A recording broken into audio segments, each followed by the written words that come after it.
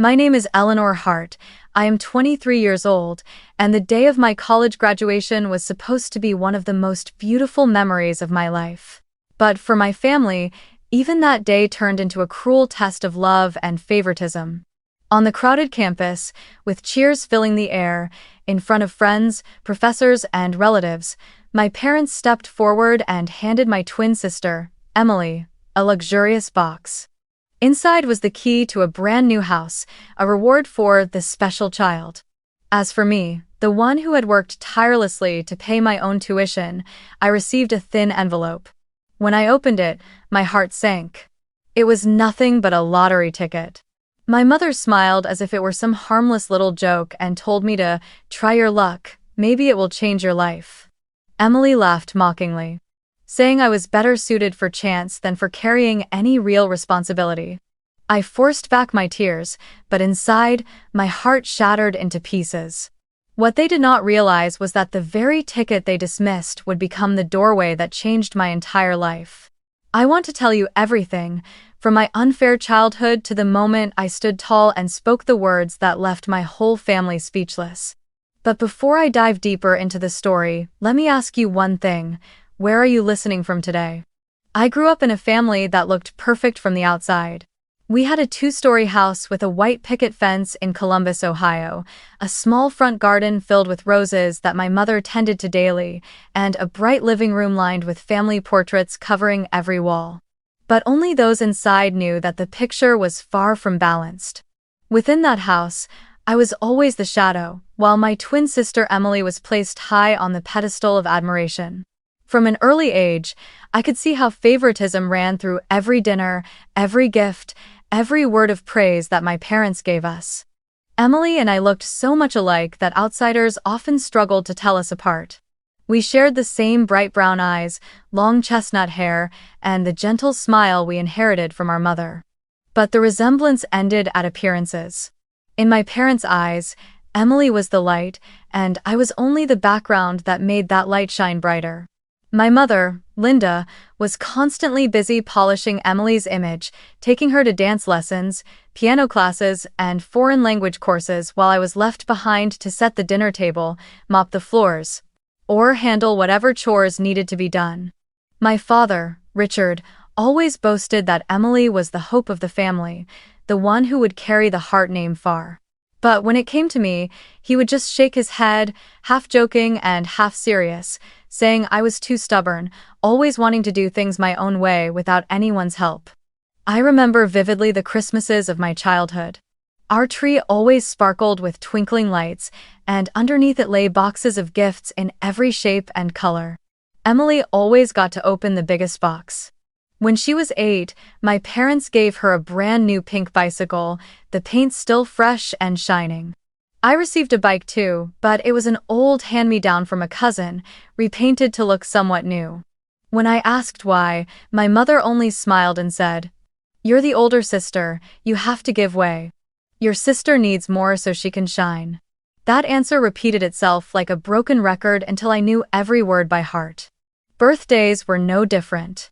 Emily always had grand parties with 3-tier cakes, colorful balloons, and a house full of friends. I was made to share the party with her, but my name on the cake was always squeezed into some tiny corner, sometimes even hidden beneath the glowing candles reserved for Emily. My gifts were usually second-hand books, a discounted doll, or sometimes nothing more than a casual happy birthday. Meanwhile, my sister received sparkling princess dresses, brand new roller skates, or the iPod I had once dreamed of but never touched. Family dinners were another stage where favoritism played out. My parents always turned to Emily, asking about school, praising every A, every small award. When I tried to share that I had scored high on an essay, my father would nod dismissively and then quickly switch the subject back to Emily's latest sports achievements. I still remember one Thanksgiving when the whole family gathered. My father raised his glass and proudly spoke of Emily's music award, while I sat there, spoon in hand, serving mashed potatoes, feeling invisible. I was not a child without feelings. I noticed. I remembered. And I endured it quietly. I still smiled, still tried to behave, but inside, every small wound slowly turned into scars. Many times I asked my mother, "Why does Emily always get more?" She never hesitated, answering with chilling ease. "Because she's more special." Those words cut into me like a cold blade. More special, and what about me? What was I in their eyes but a faded shadow? When I was 12, our class was asked to bring new school supplies for the coming year. Emily was given a designer purple backpack stuffed with fresh notebooks, rulers, and pencils.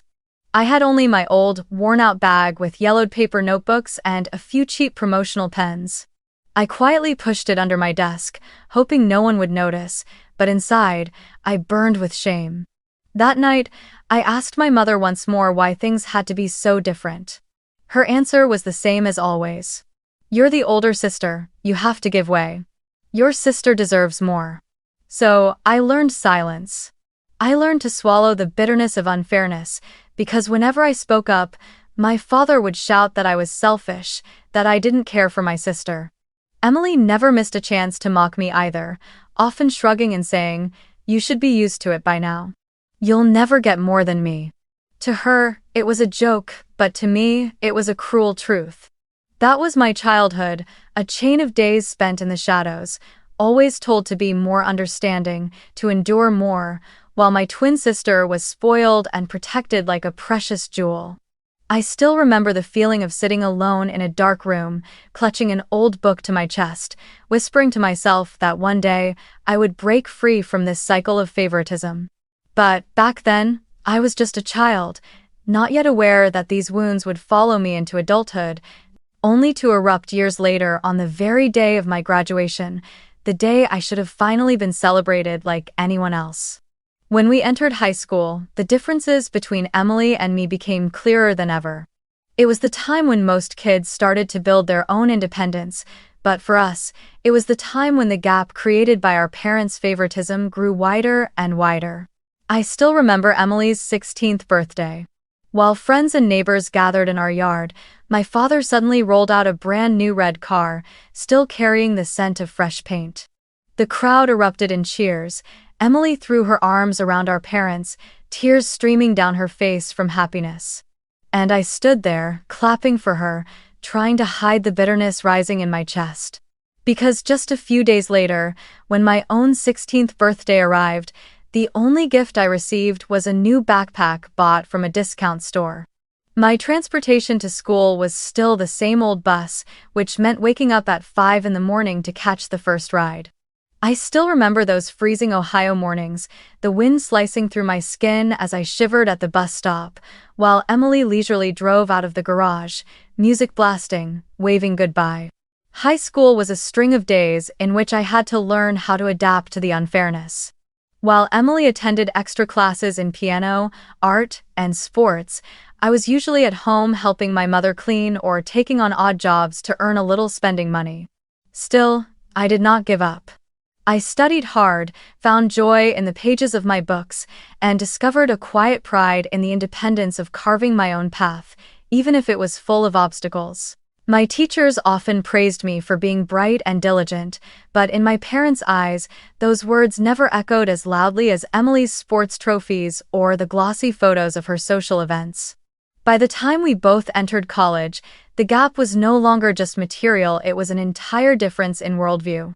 Emily and I were both admitted to a university in New York. I chose communications, while Emily pursued business management. From the very beginning, my parents announced that they would cover all of Emily's tuition and living expenses because they believed she was worth the investment to succeed. As for me, my father said bluntly, "You're independent, you're good at handling things yourself. FAFSA and scholarships should be enough." And so I was thrown into a whirlwind of debt and part-time jobs. I filled out FAFSA forms, applied for scholarships, and worked at the university library. By day, I attended classes. By night, I shelved books, manned the front desk, and even emptied trash bins. Those nights were long. I would type away at essays, then collapse at the desk, tears slipping down my face with no one to tell. Meanwhile, Emily lived like a little princess in the heart of the city. She had her own apartment, rented by our parents, and they sent her monthly allowances without fail. On weekends, I saw her photos on Instagram dressed in glamorous outfits, a cocktail in hand, her smile shining among her friends at lavish parties. And me? On those same weekends, I was working the night shift at a small diner near campus. I washed dishes until my hands cracked, the smell of grease clinging to me. When the customers finally left, I would sink into a chair in the kitchen, tilt my head back to the stained ceiling, and whisper to myself, "Do my parents even realize I'm just trying to survive each day?" Late at night in the dorm, when my roommate was already fast asleep, I would still be hunched over my old laptop, typing away, my eyes swollen from crying and studying at the same time. There were moments when I felt so hopeless I wanted to give up entirely, but then I would remember that little girl I once was sitting in a dark room, clutching an old book to her chest, whispering to herself, "One day, I'll escape this favoritism." That memory pulled me back to my feet. It reminded me that I could not collapse. I had to prove my worth not to my parents, but to myself. Emily's experience was the complete opposite. For her, college was like a never-ending festival. I once overheard her bragging that she had never worried about money in her life, that whenever she ran out, all it took was one phone call and mom would immediately transfer more. The exams I studied for until exhaustion, Emily prepared for with private tutors paid for by our parents. She joined student clubs, went on weekend trips, and attended glamorous galas. My weekends, meanwhile, were spent working late-night shifts, barely catching restless naps at the library desk between assignments. The comparison stared me in the face every single day. Some mornings, as I dragged myself out of the library after a night shift, my eyes bloodshot, I would see Emily and her friends strutting by, dressed to the nines, ready for yet another party. Emily would glance at me, throw a half-smile that stung more than words, and keep walking. Shame and anger would rise in me, but I kept my head down and moved forward, because deep down I knew my path would never be the same as hers. I survived those years with a resilience I didn't even know I possessed. Yes, I cried countless times. There were nights when my pillow was soaked with tears, but every morning I still got up, stepped outside, and kept fighting. I believed, with everything in me, that one day all of this effort would be worth it. I silently promised myself that no matter what, I would not let my family's favoritism define who I was. Those years of youth carved a harsh lesson into me. Some people are given a red carpet from the start, while others must hack through thorns to clear their own way. Emily had a car, endless parties, and parents backing her at every turn. I had freezing bus rides, endless dishwashing shifts, and long nights clinging to my laptop until dawn. But it was those very hardships that forged my strength. I did not yet realize that later, on the very day of my graduation, the unfairness would rise to the surface more vividly than ever before and become the final drop that overflowed the glass, pushing me toward a turning point that would change my entire life. My college graduation day arrived after 4 long years of juggling classes, jobs, and the crushing weight of being forgotten in my own family.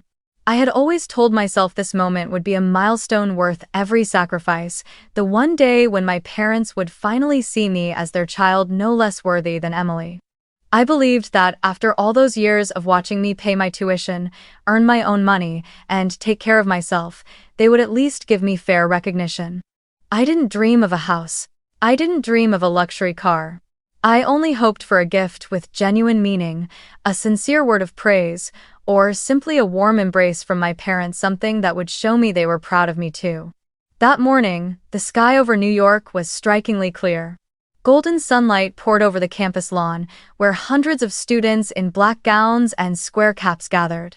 The ceremonial music rang out brightly, blending with the cheers of friends and families. The air was thick with joy and celebration. I stepped out from the rows of seats, my heart racing, my hands trembling as I reached for my diploma. 4 years of struggle, the long nights washing dishes, the drowsy mornings in the library, all of it came rushing back in that single moment. I smiled, believing that at last I would be seen as equal to Emily. When the ceremony ended, students flooded the campus lawn to find their loved ones. I scanned the crowd and spotted my parents and Emily standing under the shade of a maple tree. They held 2 gift boxes, wrapped in glossy paper with bright red ribbons. I walked quickly toward them, my heart swelling with hope that this time I would be honored just as much as my sister. My mother handed Emily the larger box first. Emily tore it open, and gasps erupted around us as the metallic glint of keys caught the sunlight. They were keys to a brand new house, purchased by my parents as her graduation gift. Emily screamed with joy, throwing her arms around them, her face glowing like a star stepping onto a red carpet. My parents beamed, their eyes brimming with pride. I stood beside them, waiting for my turn, my heart pounding with anticipation. Then my mother turned to me and handed me a small envelope. Surprised, I opened it, still clinging to the hope that inside I would find a heartfelt letter, or at least a small contribution to my future. But when I saw the lone lottery ticket inside, my chest constricted as though gripped by iron. I looked up, eyes wide, my voice shaking. "Mom, it's really just a lottery ticket?" My mother smiled, completely oblivious to the humiliation in my eyes, and said lightly, "Try your luck, sweetheart. You never know, maybe it'll change your life." Her words landed like a cold slap across my face. Change my life? After 4 years of proving I could stand on my own, was that not enough to show them I was worthy already? Emily sneered, her mocking voice carrying in front of friends and relatives. "You're better suited for luck than responsibility. Houses, investments, the future, that's my job. You just stick with lottery tickets. Who knows, maybe you'll win someday." Laughter erupted around her, and I felt my face burn hot with shame and pain. My father, as if to end the tension, patted my shoulder lightly, but his words fell heavy as lead. "You've always been strong, independent, that ticket suits you." I bit down so hard on my lip I nearly drew blood. In that instant, every expectation I had held shattered into pieces. I forced myself to hold back tears, to stand tall in the crowd. I didn't want my friends or professors to see me break. But inside, I had gone silent. I remembered every night I studied until 3 in the morning, every penny scraped together from long shifts, every time my mother told me, "You have to give way for your sister." And now, on the very day I was supposed to be acknowledged, I was humiliated publicly with nothing but a lottery ticket. Emily kept clinging to our parents, flaunting the keys to her new house, posing for photos, her smile bright and flawless, while I stood there on the sidelines like a stranger. Some of my classmates glanced at me with pity, while others whispered to each other. I wanted to scream, to demand answers, but my throat tightened until no words could come out. All I felt was the sting of 100 needles piercing straight into my heart. In that moment, a bitter truth settled over me. In my parents' eyes, I had never been a worthy child. The fact that I could stand on my own, provide for myself, only meant to them that I didn't need or deserve anything from them. Emily, the special daughter, was always the one worthy of every sacrifice, every investment. I folded the lottery ticket, slipped it into my pocket, and forced a strained smile so as not to cause a scene in the crowd. But inside, I had completely fallen apart. That was the moment I realized fairness from my parents would never come.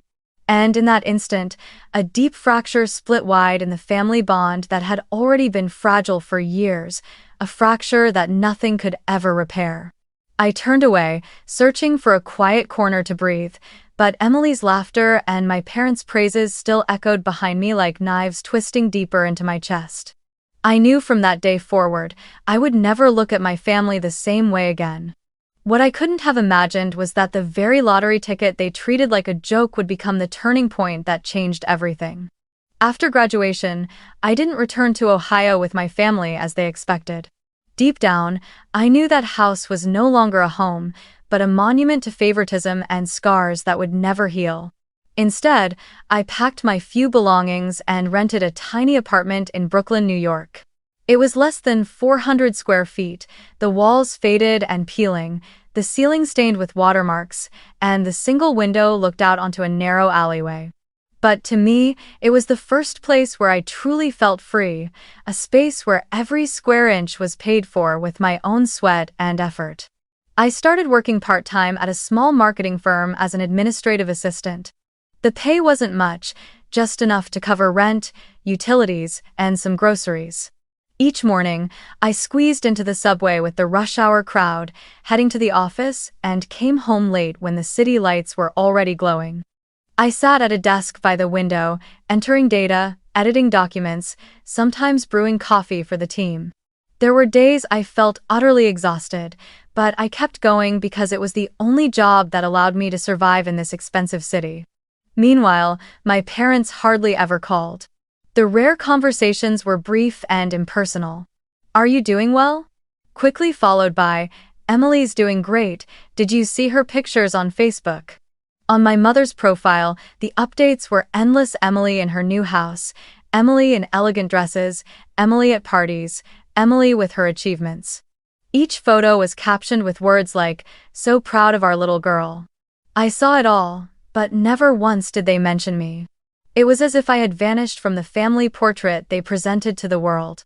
The lottery ticket they gave me on graduation day still sat inside its envelope, tucked away in the drawer of my small apartment desk. I never threw it out, but I never once thought about checking the numbers either.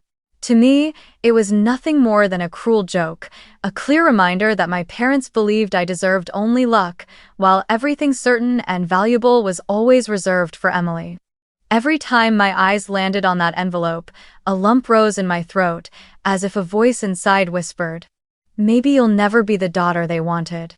I remember coming home after long workdays to an apartment so quiet I could hear the ticking of the wall clock. I would lie on the old bed I bought from a secondhand shop, staring up at the stained ceiling. In my ears still echoed Emily's laughter from graduation day, my mother's soft voice saying, "Try your luck, sweetheart."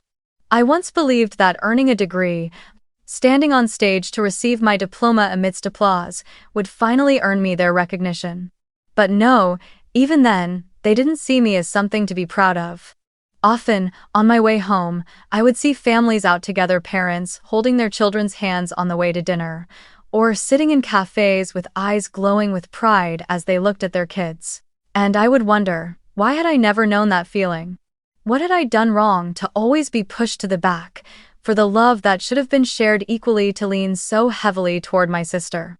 That question gnawed at me, leaving me in tears on countless nights, crying silently into my pillow as if it were the only pair of arms I could cling to.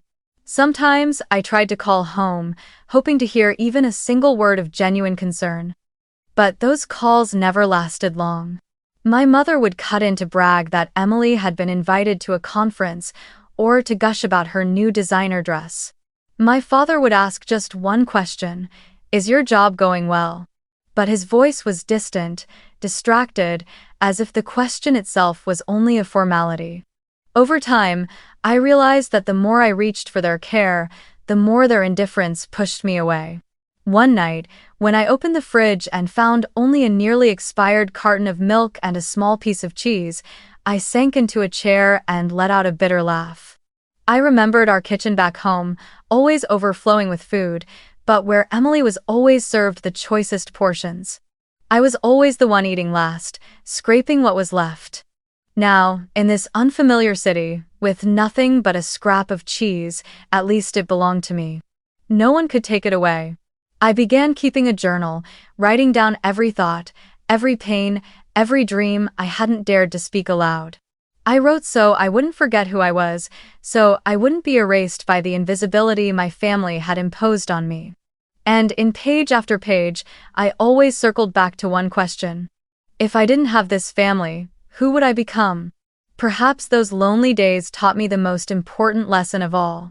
I came to understand that love from parents doesn't always come the way we need it. Some families love their children only in the way they choose, not in the way their children truly need. And for me, that harsh truth had never been clearer. Still, I refused to let myself collapse. I kept waking up early, kept going to work, kept learning how to smile in the face of hardship. I knew that if I fell, no one would be there to lift me but myself. And I made a promise deep inside. Even if I never received full love from my parents, I would find my own worth, a worth no one could deny.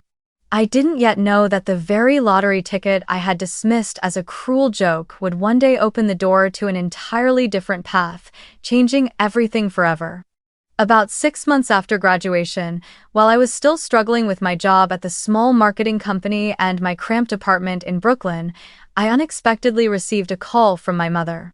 Her voice over the phone carried the same familiar tone, half sweet, half commanding. "Eleanor, come home this weekend for dinner at Aunt Sophia's. The whole family has something important to announce." Aunt Sophia was my cousin's aunt in Columbus, the one with the spacious house where family gatherings were often held. I was taken aback, since it was rare for my parents to invite me back, but curiosity pushed me to reluctantly agree. The next day, I boarded a budget flight to Ohio. Aunt Sophia's house glowed with lights, the front yard laid out with a long table draped in white cloth, lanterns hanging low, casting a soft golden glow. I walked in to find everyone already seated around the table, laughter filling the air. Emily wore a tight red dress, exuding confidence, while my parents sat beaming on either side of her. As soon as I sat down, my mother raised her voice with a practiced warmth. "Today is a special day. We wanted to share this wonderful news with you. A win." I glanced around, waiting, a faint hope flickering inside me that perhaps, this time, they would think of me, offer me a word of congratulations, some form of recognition. But then my father cleared his throat and declared proudly, "We're going to sponsor Emily's entire wedding. A grand, luxurious celebration at the biggest five-star hotel in the city, followed by a honeymoon in Hawaii. We'll cover every single expense." Applause broke out from a few relatives nearby. Emily beamed, leaning her head against our mother's shoulder, her voice sing-song and triumphant. "I knew you'd always support me. Thank you, Mom and Dad, I love you more than anyone in the world." I sat frozen, my fingers clutching the edge of the tablecloth, while a storm surged inside me. Images flashed through my mind, the years I had fought alone, drowning in student debt just to make it through college, the nights I ate instant noodles in a dim apartment while Emily basked in endless comfort. And now, here were my parents announcing they would spend hundreds of thousands of dollars on Emily's dream wedding when they had never once spared even a small gesture of support for me. I couldn't hold it in anymore. I lifted my head, my voice hoarse but firm. "When are you going to help me? Just once? Just one time?" The table fell silent for several seconds, as though no one could believe I had dared to speak those words. My father frowned, my mother shifted uncomfortably, and Emily quickly jumped in, her eyes gleaming with mockery. "Because you're not good enough to deserve help, Eleanor. Mom and Dad have no reason to invest in someone who isn't exceptional." Her words cut into me like a blade. My hands trembled against the table, my whole body shaking from anger and the weight of unspoken pain. I stared into her eyes, then turned to my parents. A strange calm washed over me, and my voice came out clear and unwavering. "Number. It's not because I'm not good enough, it's because I refuse to be blindly obedient like her. I don't know how to bow my head and play the princess in this family. But at least I know how to stand on my own 2 feet. I don't need anyone to buy happiness for me." "Oh." The entire table went silent. Emily's mouth hung open, my mother flinched, her eyes flashing with anger, while my father's face turned red as though I had humiliated him in front of the whole family. I could feel every gaze fixed on me, but, strangely, I felt no fear. On the contrary, a wave of relief spread through me, as if I had finally spoken aloud the words I had swallowed for more than 20 years. I slowly stood up. The screech of my chair dragging against the wooden floor echoed in the tense air. I placed my napkin neatly on the table, letting my eyes sweep across the relatives around me. Their expressions were a mixed shock, annoyance, even a few heads shaking in disapproval. I didn't add another word. I just gave a faint, bitter smile. Then I turned and walked straight out of that brightly lit room. No one rose to stop me, no one called after me, not a single hand reached out. The door closed behind me, shutting in the awkward laughter and hushed whispers. Outside, the Ohio night air bit cold against my face, yet my chest burned with heat. For the first time in my life, I had confronted them directly, no longer swallowing my pain in silence. I walked along the narrow path toward the parking lot, the dim streetlights stretching my shadow across the ground. Each step felt like cutting free from an invisible rope that had bound me for years. That night, I checked into a cheap motel and sat quietly in the small room, staring at the flickering neon sign outside the window. I didn't feel triumphant, nor happy, only a deep sadness and a hollow emptiness. Yet beneath it all, I sensed a tiny seed of freedom beginning to sprout. I had spoken, I had walked away. And I had no idea that soon, my life would shift in ways I couldn't imagine, all starting with the lottery ticket I had once thought of as nothing more than a cruel joke. When I returned from Ohio, I slipped back into the exhausting rhythm of New York. My little Brooklyn apartment was cramped and dim, but it was the only place that felt safe. At least there were no scornful glances from my sister or commanding voices from my parents. I spent my days working at the marketing firm, squeezing in extra freelance projects just to make ends meet. The room was always cluttered with books, papers, and clothes strewn everywhere. One weekend evening, I decided to clean up, hoping it might clear my mind as well. As I pulled open the desk drawer, I suddenly spotted the thin envelope wedged between old documents. My heart skipped. It was the envelope my mother had handed me on graduation day. Slowly, I opened it, and there it was, the lottery ticket, its edges yellowed with time. A bitter laugh escaped my lips. For months, I had almost forgotten it existed, treating it like a cruel reminder I refused to touch. But that night, for reasons I couldn't explain, I held it up, turning it over under the weak glow of the lamp. "Try your luck, sweetheart. You never know, maybe it'll change your life." My mother's voice echoed in my mind, each word sharp and mocking. I sighed, about to slip it back into the envelope when my eyes caught the string of numbers printed on it. A thought flickered in my mind. Why not check? Just once. At least then, I could finally close the door on this lingering wound. I opened my laptop and went to the official New York Lottery website. My hands trembled as I typed in the numbers. I wasn't expecting anything. I thought I'd just laugh and close the screen. But when the winning numbers appeared, my heart clenched. The first number matched. I frowned, thinking it was just a coincidence. Then the second number matched too. My breathing quickened, my eyes widening, my chest pounding. I whispered each number under my breath, comparing them one by one. The third, the fourth, the fifth, every single one matched. And when the final number lit up on the screen, I went completely numb. I held the ticket in my hand, unable to believe what I was seeing. Jackpot, $100 million. Everything around me seemed to freeze. The noise of cars outside, the clanging of pipes in the walls, they all faded into the distance. All I could hear was the thunderous pounding of my own heart. My hands shook so violently I almost dropped the ticket. Tears welled up and spilled hot down my cheeks. I broke into sobs, the sound echoing through my tiny apartment. My mind raced back to that graduation day, my mother handing me the envelope, her voice saying, "Try your luck, maybe it'll change your life." Emily's mocking laugh in front of our friends. My father's patronizing pat on my shoulder, mistaking disdain for encouragement. I had treated this ticket as a joke, as proof of how little they valued me.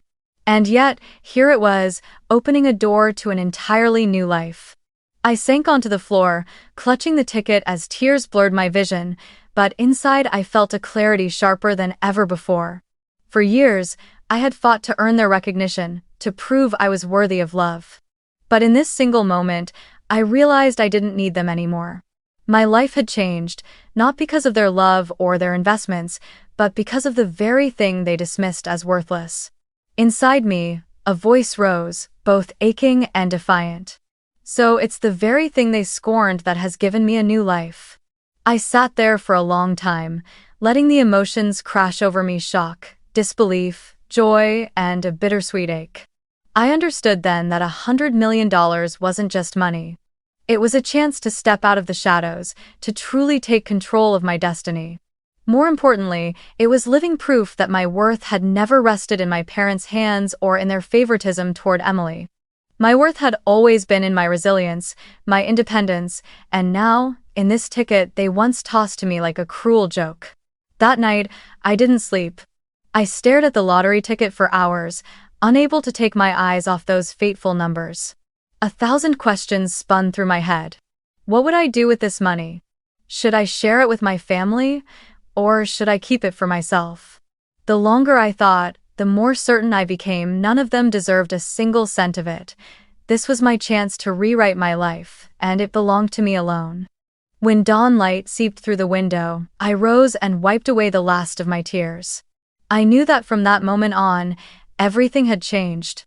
Eleanor Hart, the daughter overlooked, dismissed, forgotten, would no longer live as a shadow. I had found my own path, beginning with the very lottery ticket my family had treated as a joke. But for me, it was nothing less than the ticket to a brand new life.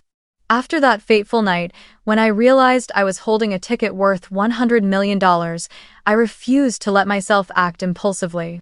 I understood all too well that money could be salvation, but it could also become a trap if I wasn't careful. My whole life I had been treated as if I didn't matter, and I wasn't about to let this unexpected gift turn into a tragedy. So the very next morning, I searched online for how to claim a jackpot safely. Every article repeated the same advice: find a lawyer and a financial advisor first. I wrote down a few names and eventually decided to contact a law firm in Manhattan known for handling large lottery cases. A few days later, I walked into a gleaming glass building, my heart pounding as the old ticket rested in my pocket. Sitting across from me in the conference room was Carol Anderson, an attorney and financial advisor with over 20 years of experience. She looked to be in her 50s, her graying hair tied neatly back, her voice firm yet warm. "The very first thing you need to understand," she said, looking me straight in the eye, "is that you must not let your family or friends know about this money until you have a plan to protect it. A sum like this will make you a target." I nodded, feeling both fearful and reassured at the same time. Over a series of meetings, Carol guided me step by step. She advised me that instead of taking yearly installments, I should opt for the lump sum, but through a trust set up in my name to keep my identity protected. She helped me assemble a team of investment professionals to create a long-term plan. Part into government bonds, part into secure stocks, and a portion kept liquid as cash reserves. Every number, every clause, she explained carefully. I took notes diligently, for the first time feeling that my future was truly in my own hands, no longer dictated by anyone else. On the day I officially signed the claim, Carol stood beside me, carefully checking each document. I can still remember the feeling of the pen gliding across the contract, as though I was writing a new destiny for myself. When I walked out of that building, I wasn't holding one of those oversized lottery checks you see splashed across the news, but a simple sheet of paper, a confirmation of funds. Yet it carried the heaviest meaning. From this moment on, I was no longer the exhausted girl scraping by on late-night shifts. The very first thing I did was pay off my crushing student loans. I logged into my bank account, clicked the button to settle the full balance, and watched the screen flash the words, "Paid in full." Tears rolled down my cheeks again, but this time they came from pure relief. For years I had lived under the constant shadow of debt, carefully stretching every paycheck just to make minimum payments. Now, that burden was gone. Immediately after, I submitted my resignation from the marketing firm. I thanked them sincerely for the opportunity, but inside, I knew I had turned a page. My life was no longer confined to survival, it was opening into something entirely new. Still, I refused to let myself squander it. Carol reminded me over and over again that true wealth isn't about showing off, but about keeping it quiet and managing it wisely. I listened. I moved from the cramped apartment in Brooklyn to a luxury apartment in Manhattan with floor-to-ceiling windows overlooking the city's skyline.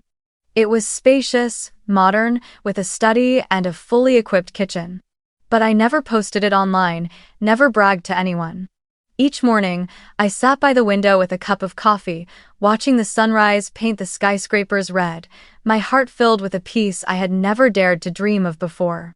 I made myself a promise, a clear boundary I would never break. No one in my family will ever use a single dollar of this money. They had chosen favoritism, they had chosen to abandon me. Now, they would live with that choice. This money was not meant to patch up injustice, nor to buy their approval. It was for me, for the future I would build, and for the people truly worthy of help. I began sketching long-term plans, setting aside a portion of the funds to support underprivileged students, those like me who once had to work themselves to exhaustion just for the chance to study. I hadn't announced anything yet, but the idea had already taken root in my heart, a way to turn my pain into hope for someone else. At night, sitting alone in my new apartment, I often thought back to the past, to the lottery ticket once dismissed as a joke. If I had thrown it away that day, I would probably still be scrubbing dishes in a diner, collapsing onto my desk with swollen eyes from sleepless nights. But life had shifted, not because of my parents' love, but because of my resilience and a strange stroke of chance they had never valued. I knew the storm wasn't over. Sooner or later, my family would realize I was no longer living in poverty. And when that day came, they would come looking, demanding, trying to cling to me. But I was ready. I had a plan, I had boundaries. And this time, I would not back down. I would protect what was mine, to the very end. The months that followed, I lived a life I had once only imagined. No more fear of debt, no more draining late-night shifts. I spent my time on myself, reading, taking short courses, sometimes wandering the streets of Manhattan just to feel the pulse of the city. I kept my promise, no waste, no boasting, no letting my family know about the money. But fate always finds a way to reveal the very things we try hardest to keep hidden. One weekend morning, I decided to take my new Tesla out for a drive. I had meant to keep it in the garage and continue commuting by subway as usual, but the weather was beautiful that day, and I wanted to treat myself. I stopped at a small cafe near Central Park. To my surprise, among the customers there was someone I recognized. Mrs. Mitchell, our old neighbor from Columbus, a woman infamous for her love of gossip. She spotted me, her face lighting up with excitement. "Eleanor, you live in New York, and you're driving a Tesla? That's wonderful. You must be doing well now, aren't you?" I forced a polite smile, gave her a vague reply, but inside, I knew that this news would reach Ohio faster than any plane. Sure enough, less than a week later, my mother called. It had been ages since she last phoned me, but this time her voice carried an uncharacteristic sweetness. "Eleanor, how have you been? I miss you so much. Your father and I were talking with Emily, and we think it's time for the family to come together again. Could you come home for a visit?"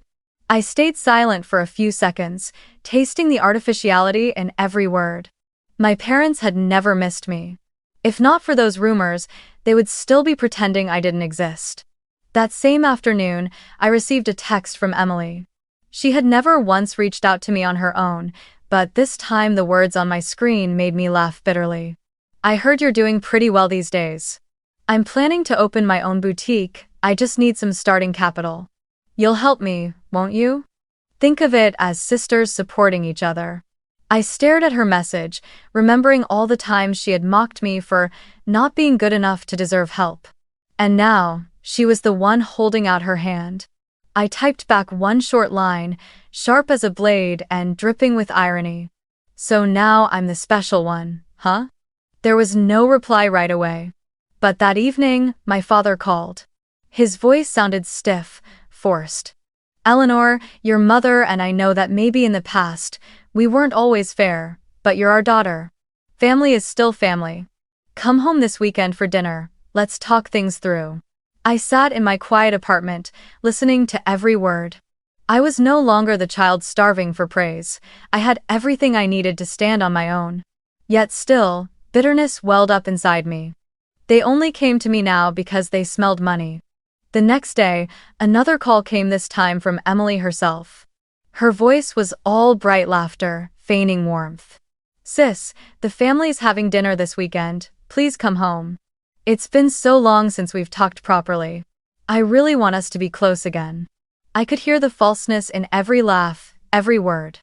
If I were still struggling with part-time jobs and drowning in debt, would Emily ever have wanted us to be close again? I sat in silence for a long time after hanging up the phone. Old memories came rushing back. The worn-out backpack I carried at 12, the shared birthday cakes where my name was squeezed into a forgotten corner, the parties where I stood on the sidelines while Emily basked in the spotlight. I remembered my graduation day, the lottery ticket handed to me like a cruel joke, Emily's mocking smile, my mother's voice saying, "Try your luck, sweetheart." All of it crashed into me at once, leaving me breathless. And now, when luck had truly turned my life around, they suddenly came back, pretending nothing had ever happened. I decided I would attend the dinner not because I hoped for reconciliation, but because I wanted to face the truth head-on. I wanted to see what they would say when confronted with an Eleanor who was no longer poor, no longer desperate for scraps of affection. I wanted to hear the words come from their own mouths, so that I could end it all on my own terms. That night, while packing, my eyes fell on the old lottery ticket pressed between the pages of my journal. I brushed my fingers over the numbers, a faint smile tugging at my lips. Once they had given it to me as a sign of contempt. Now it was the very reason they pretended to miss me. I closed the journal and whispered to myself, "All right then, if they want to meet, I'll show them who Eleanor Hart is now." Later that evening, I boarded a late flight back to Columbus. On the taxi ride from the airport to Emily's house, I stared out the window at the familiar streets of my childhood, blurred beneath the glow of streetlights. Every corner, every row of trees carried memories of favoritism and injustice. But this time, I wasn't the little girl waiting for scraps of love. I was coming back as someone entirely different, ready to confront them without fear. Emily's house appeared before me, a newly built mansion in a wealthy suburb, white-painted walls, massive glass windows, a driveway paved with gleaming stones. Golden light poured from inside, making it look like a miniature castle. I stepped in, my heels clicking softly against the marble floor. My parents stood at the entrance, their faces stretched into forced smiles. "Eleanor, you're home," my mother exclaimed, moving in for a brief hug that felt far colder than the warmth she tried to display. My father only nodded, his eyes scanning me from head to toe as if to confirm whether the rumors of my transformation were true. The dining table stood in the center of the living room, draped in pristine white linen, candles flickering, plates of steak, salad, and red wine meticulously arranged. Emily sat at the head of the table, dressed in a sparkling evening gown, her hair styled to perfection, smiling like the queen of the night. "So you came," she said, her voice sweet yet laced with arrogance. "Sit down, we have a lot to discuss." After a few minutes of awkward small-talk questions about my work, comments about how thin I looked, endless praise for Emily's beauty and success, the conversation shifted to its true purpose. My father set his wine glass down, his voice turning firm. "Eleanor, we'll be direct. Now that you're stable, now that you have the means, it's time to think about family. Emily is preparing for her wedding, and the costs aren't small. She also wants to expand this house, plus there are some credit card debts. You can help us with that, can't you?" Those words hung in the air like a blade cutting through the silence. I stared at them, feeling both bitter amusement and sorrow rise within me. All that supposed longing, all those warm invitations to come home, had been nothing more than a prelude to the real issue: money. I set my glass down, my voice low but steady. When I was in college, who helped me? When I worked 3 jobs just to pay tuition, who stood by me? My mother faltered for a second, then quickly regained her sugary tone. "That was to make you stronger, we wanted to toughen you up." A hollow laugh escaped me. That wasn't training. That was abandonment. It was leaving me to fight alone while Emily had everything handed to her. The air around the table grew heavy. Emily, unable to stand the silence, cut in with her mocking tone. "You've always been jealous. All your life, you've refused to admit that I was better. And now, even with money, you're still petty, too small-minded to be generous with your own family." I turned to her, my eyes calm, my voice deliberate, each word sharp. "At least I don't live off our parents like a child who refuses to grow up. I paid my debts. I studied on my own. I stood up on my own 2 feet. And you? What do you have, other than spending money that was never yours? Emily froze, her lips trembling as if to argue, but no sound came out. My mother panicked. Eleanor, don't say that, she's still your sister. My father's brow furrowed, his hand gripping the wine glass so tightly his knuckles turned white. The entire dinner table felt frozen, as if time itself had stopped. No more laughter, no more empty pleasantries. Just the harsh clatter of cutlery against plates echoing in the silence. I looked around at each face, the anger burning in my father's eyes, the unease flickering in my mother's, the humiliation etched across Emily's expression. In that moment, I felt the invisible boundary between myself and this family as clearly as if it were carved in stone. I had crossed into another world, one they could no longer control, no longer belittle. They could try to paint the illusion of family love, but the truth was undeniable. To them, I had only ever been a tool to get what they wanted. I leaned back in my chair and gave a faint smile. You want me to help Emily? Tell me honestly, have you ever once thought of helping me? Number. Because in your eyes, I was never special enough. But I'm sorry. I'm no longer the naive child waiting for scraps of affection. No one spoke another word. The grand room, bright with chandeliers, felt colder than ice, suffocating in its silence. The entire dinner table sat frozen, as though every voice had been ripped from their throats. And I knew this was only the beginning of the real confrontation, the moment where I would finally draw the line and end the long years of being belittled. I remained seated for a moment longer, glancing around at the lavish table.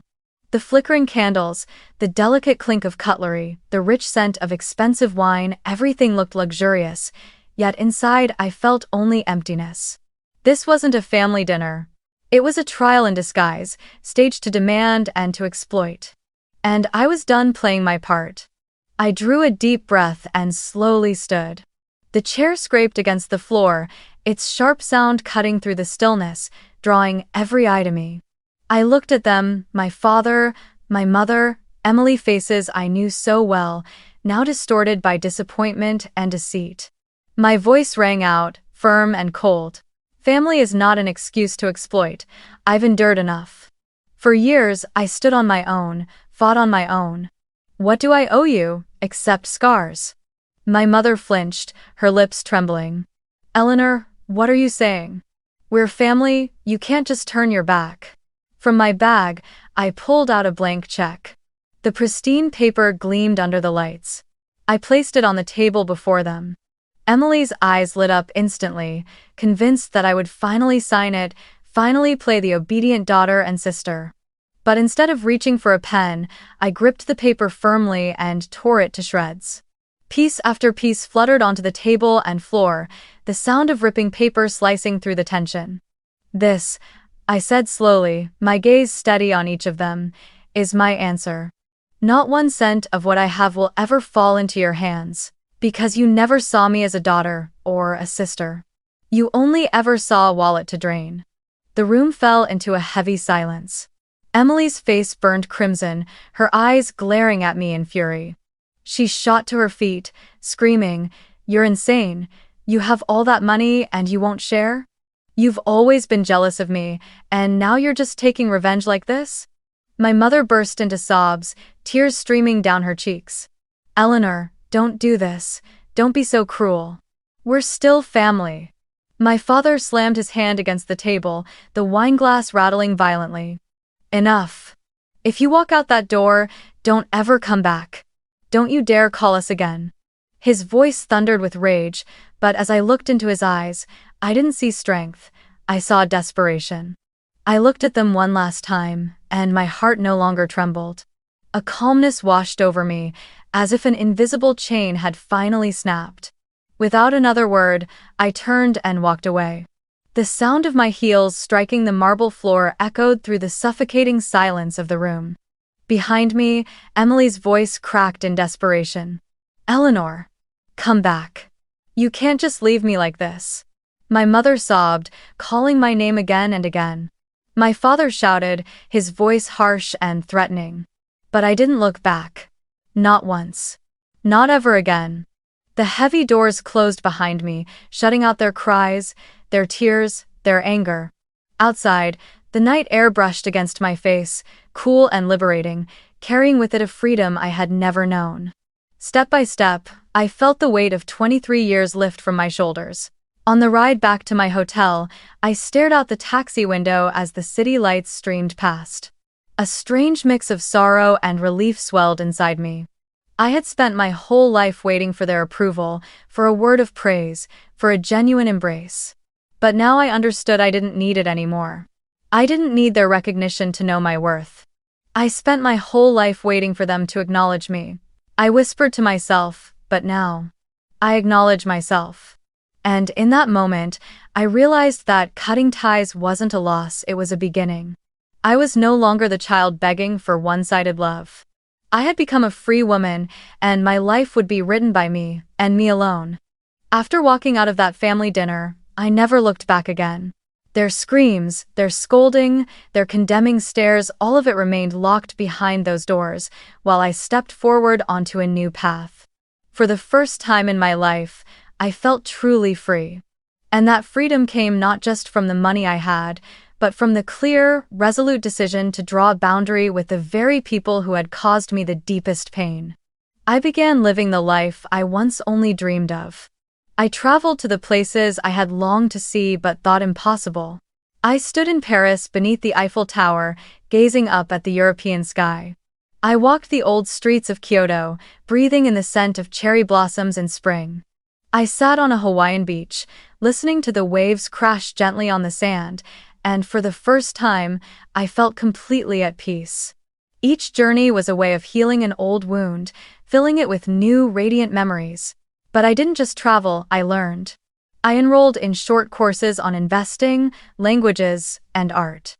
I read more, wrote more, and allowed myself to experience what my stifled childhood had once denied me.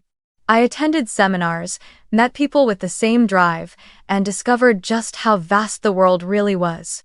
I was no longer the small Eleanor Hart, living in Emily's shadow. I had become someone else entirely strong, free, and full of aspiration. But more than anything, I chose to invest in the community. I remembered all too clearly how desperate I had once been, juggling 3 jobs just to pay tuition. I remembered the sting of watching friends with parents who supported them, while I relied only on my own hands and sleepless nights. I didn't want anyone else to go through that. So I created a scholarship fund called Shine On, dedicated to students from struggling families who still longed to chase their dreams. I never revealed my identity when donating. I supported quietly, because for me, happiness didn't come from being praised, but from seeing others given a chance. My new life made me calmer with each passing day. I learned how to let go of expectations that no longer served me. My parents and Emily had no place in my plans anymore. They still existed somewhere back in Ohio, dealing with their own problems, while I had stepped into an entirely new chapter. But life has a strange way of circling back. One late autumn afternoon, as I was strolling down Fifth Avenue in New York, I suddenly heard a familiar voice behind me. "Eleanor?" I turned, and there stood Emily. She wore a designer dress, but her face looked tired, her eyes glimmering with something between envy and longing. She glanced me over at the bag on my arm, the watch on my wrist, and finally, at the quiet smile on my face. You look so different," Emily said softly, her voice betraying her jealousy. "You must be so happy now, aren't you?" I smiled, no bitterness left in me, only a lightness spreading through my chest. "Money doesn't define me, freedom defines me." Emily froze, her lips parting but no words coming out. In that moment, I saw the true distance between us. Not the distance of wealth, but of spirit. She could own everything money could buy through others, but she would never know the freedom I carried within me. I turned away and kept walking, leaving her standing there, lost in the crowd of the busy street. I no longer felt anger nor sorrow. Only pity followed by release. One summer morning, I sat on the porch of the lake house I had recently bought in the suburbs of New York. It was simple, not ostentatious, but filled with light. A small garden bloomed with lavender, and a wooden deck faced out toward a deep blue lake. I brewed a hot cup of coffee, sat down in a wicker chair, and watched the water ripple under golden sunlight. Birds sang, the wind moved gently through the trees, and together they created a melody of peace one I had never heard during my unjust childhood. I remembered it all. The worn-out gifts, the constant comparisons, the nights I cried silently, the lottery ticket dismissed with contempt, the dinner laced with mockery, and the decision to cut ties. It all felt like a film that had already ended, leaving me only with the present peaceful, free, and strong. A single phrase echoed in my mind, clear as if whispered in my ear. Cutting off the toxic isn't selfish, it's saving yourself. I took a sip of coffee and smiled. Yes, I had saved myself. I no longer needed my family's validation because I had learned to validate myself. If you are listening to this story, perhaps you too have been hurt by your own family. Perhaps you were abandoned, compared, or made to feel like you were never enough. I want you to know this: you are not alone, and more importantly, you have the right to rewrite your own story.